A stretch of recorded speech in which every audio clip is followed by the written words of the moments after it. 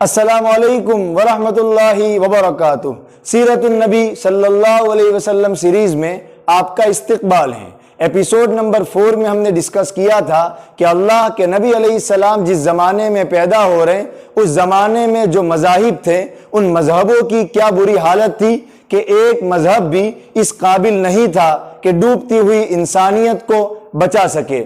آج کی کلاس میں جانیں گے کہ اللہ کے نبی علیہ السلام جب پیدا ہو رہے ہیں اس وقت کون کون سی بڑی سپر پاور طاقتیں تھیں اور ان سپر پاور طاقتوں کا کیا برا حال تھا۔ اس لیے کہ جب سپر پاور طاقتوں کا یہ حال ہو تو جو ممالک اس کے زیر اثر ہوں گے اس کا بھی برا ہی حال ہوگا۔ 2 سپر پاور طاقتوں کا ہم تذکرہ کریں گے، ان میں سے ایک ہے رومن شہنشاہی جس کو بازنطینی سلطنت کہا جاتا ہے اور جس کو انگریزی میں رومن ایمپائر بھی کہا جاتا ہے۔ دوسری جو سپر پاور طاقت اس زمانے میں تھی وہ ایرانی شہنشاہی تھی جس کا دوسرا نام سلطنت فارس اور جس کو انگریزی میں پرشین ایمپائر کہا جاتا ہے۔ یہ 2 بڑی حکومتیں تھیں اللہ کے نبی علیہ السلام کے زمانے میں۔ آج کی کلاس میں ہم رومن ایمپائر کے بارے میں کچھ سمجھتے ہیں اور ان میں جو برائیاں آ چکی تھی اس کو سمجھتے ہیں، جس سے ہمیں پتا چلے گا کہ یہ حکومت بھی اس قابل تھی ہی نہیں کہ ڈوبتی ہوئی انسانیت کو بچا سکے۔ سب سے پہلے ہم اس کی تاریخ کو دیکھتے ہیں۔ ویسے تو رومن ایمپائر کی شروعات بہت پہلے سے ہو چکی، لیکن 27 قبل مسیح کا لفظ جب بولا جائے یا انگریزی میں بی سی کا فل فارم ہوتا ہے بیفور کرسٹ، یعنی حضرت عیسیٰ علیہ السلام کے پیدا ہونے سے پہلے۔ تو حضرت عیسیٰ علیہ السلام کے پیدا ہونے سے 27 سال پہلے اس حکومت پر ایک بادشاہ آیا جس کا نام تھا اوگسٹ سیزر۔ اس سے پہلے یہاں بادشاہی نظام نہیں چلتا تھا، یہاں جمہوری نظام چلتا تھا، لیکن 27 میں یہ پہلا بادشاہ تھا جس نے اس کی جمہوریت کو ختم کر کے شاہی نظام کو شروع کر دیا۔ 27 سے لے کر کے 395 تک یہ حکومت ایک ہی پلیٹ فارم پر رہی۔ کہنے کا مطلب یہ ہے کہ اس میں 2 ٹکڑے نہیں ہوئے۔ پوری رومن ایمپائر بہت بڑی تعداد میں پھیلی ہوئی تھی، بہت بڑے بڑے ممالک اس کے انڈر کنٹرول تھے 27 سے لے کر کے 395 تک۔ پھر کیا ہوا 395 کے بعد کہ یہ رومن ایمپائر 2 حصوں میں بٹ گئی۔ ایک حصہ مغربی رومی سلطنت کہلایا جس کو انگریزی میں ویسٹرن رومن ایمپائر کہتے ہیں، اور دوسرا حصہ مشرقی رومی سلطنت کہلایا جس کو ہم انگریزی میں ایسٹ رومن ایمپائر کہتے ہیں۔ مغربی رومی سلطنت کب سے کب تک چلی؟ یہ شروع ہی سے 27 ہی سے اس کو مان لیجئے مغربی رومی سلطنت کو، تب سے لے کر کے 395 سے 480 تک۔ 395 کے بعد یہاں 395 اس لیے لکھا گیا ہے کہ 2 حصوں میں جو تقسیم ہوئی تھی وہ 395 میں، وہاں سے لے کر کے 480 تک یہ حکومت چلی۔ یعنی تقریباً اگر آپ 27 سے گنیں گے تو 27 سے لے کے 480 تک، یعنی کل ملا کے 500 سال تک یہ حکومت چلی، جس کو ہم مغربی رومی سلطنت کہہ سکتے ہیں۔ اور اس کا جو کیپٹل تھا، اس کا جو دارالحکومت تھا، وہ اٹلی میں ایک شہر ہے جس کا نام ہے روم۔ وہ روم اس کی کیپٹل سٹی تھا۔ دوسری جو سلطنت، اچھا یہ کب تباہ ہوئی؟ یہ 476 میں جرمنوں کے ہاتھوں یہ مغربی رومی سلطنت کا وجود ختم ہو گیا۔ 500 سال تک یہ چلی۔ اس کا مطلب یہ ہوا کہ اللہ کے نبی علیہ السلام جب پیدا ہو رہے تو 6 صدی عیسوی میں، یعنی 501 سے لے کے 600 کے بیچ میں نبی علیہ السلام پیدا ہو رہے، اس وقت اس مغربی رومی سلطنت کا کوئی وجود نہیں تھا، اس لیے کہ یہ تو 476 میں ختم ہو گئی تھی، یہ اللہ کے نبی علیہ السلام کے زمانے میں نہیں تھی۔ ہاں جو دوسرا حصہ تھا یعنی مشرقی رومی سلطنت، یہ اللہ کے نبی علیہ السلام کے زمانے میں تھی۔ یہ کب سے کب تک چلی؟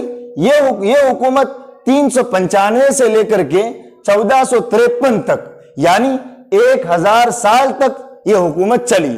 اس کا دارالحکومت قسطنطنیہ تھا جس کا پرانا نام بازنطین تھا، پھر قسطنطنیہ ہوا، پھر اسلامبول ہوا، پھر اسلامبول سے استنبول ہوا جو ابھی ترکی میں ہے۔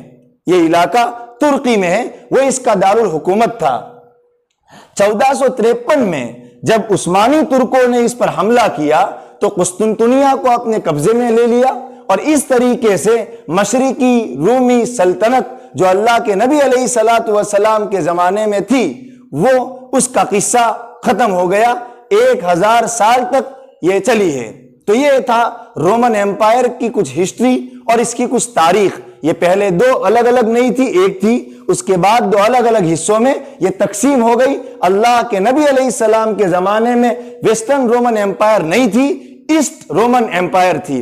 बड़े बड़े ममालिक इसके कंट्रोल में थे, यानी ईस्ट रोमन एम्पायर के कंट्रोल में। बल्कान, यूनान, तुर्की, मेडिटेरियन सी का इलाका, नॉर्थ अफ्रीका के मुल्क, इजिप्ट यानी मिस्र, शाम यानी सीरिया, फलस्तीन, ये तमाम के तमाम ममालिक मशरिकी रूमी सल्तनत के अंडर कंट्रोल थे।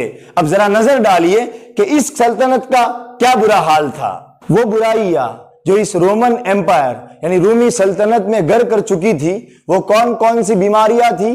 किसी भी हुकूमत के खोखला होने के लिए जो बीमारियां हो सकती हैं, वो बीमारियां इस रूमी सल्तनत में आ चुकी थी। सबसे पहली चीज नाजायज टैक्स, यानी नाजायज टैक्सों की इतनी भरमार उस हुकूमत में, उसके तहत जो ममालिक थे उसमें कर दी थी कि वहां के लोग उकता चुके थे, इतने उकता चुके थे कि वहां के लोग ये चाहते थे कि बाहर का कोई आकर के हम पर हुकूमत करे। और इन नाजायज इल्लीगल टैक्सेस की वजह से बहुत ज्यादा बगावतें मुल्क में हो रही थी। एक बात का अंदाजा लगाइए, 533 में, और इत्तेफाक ये है कि ये वही सदी है जिस सदी में अल्लाह के नबी अलैहिस्सलाम पैदा हुए। सदी उसमें कुस्तुनतुनिया जो इस रोमन एम्पायर का दारुल हुकूमत था, उसमें 30,000 लोग बगावत में मारे गए। एक मर्तबा में 30,000 लोग मारे गए। यह हाल था नाजायज टैक्स और उसके नतीजे में होने वाली बगावतों का। लोग परेशान हाल थे, लोगों की खिदमत करना तो दूर की बात है, यह हुकूमत मजदूरों की खून पसीने की कमाई वसूल करने में लगी थी। क्यों?